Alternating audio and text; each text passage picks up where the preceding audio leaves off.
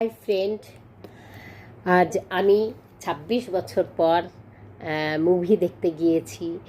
Narasimha movie খুব ভালো লেগেছে।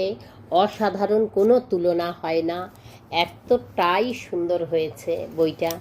আমার মারও ভালো লেগেছে, আর আমার মেয়ে তো ওখানেই আর কি কাঁদছে লাস্টে, মানে এতটাই ওর পছন্দ হয়েছে। আমারও খুব ভালো লেগেছে। লাস্টের সিনটা তো খুবই সুন্দর।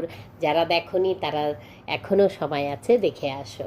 সত্যি আধ্যাত্মিকতার মানে একেবারে পুরোটাই ছোঁয়া। তো খুব ভালো লেগেছে। সুযোগ পেলে আমি আরেকবারও দেখব।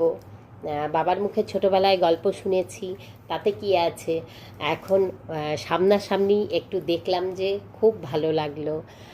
আর ওখানে একটু ঘুরলাম, খাওয়া দাওয়া করে টোরে, তারপরে এই যে ফেরার পথে আমাদের এখানেই ঝুলন উৎসব হচ্ছে, সবই তার লীলা। ওখানেই নামলাম, নেমে ওখানে আমি এই যে ছবি টবি তুলে নিয়ে এসেছি। নাম সংকীর্তন হচ্ছে অনেক, সেগুলো আর আমি আর কি দিলাম না এখানে। এত সুন্দর লাগছে না, এক এক যুগে বা এক এক সময় উনি এক একটা অবতার নিয়েছেন বা লীলা করেছেন, সেগুলোই এখানে একটু একটু করে তুলে ধরা হয়েছে। সব কিছুই কি আমরা পারি তুলে ধরতে ওনার লীলা? হ্যাঁ, কিন্তু যতটা পারা যায় ততটাই এখানে আর কি তুলে ধরা আছে। এক এক যুগে বা এক এক সময় উনি এক একটা অবতার নিয়েছেন।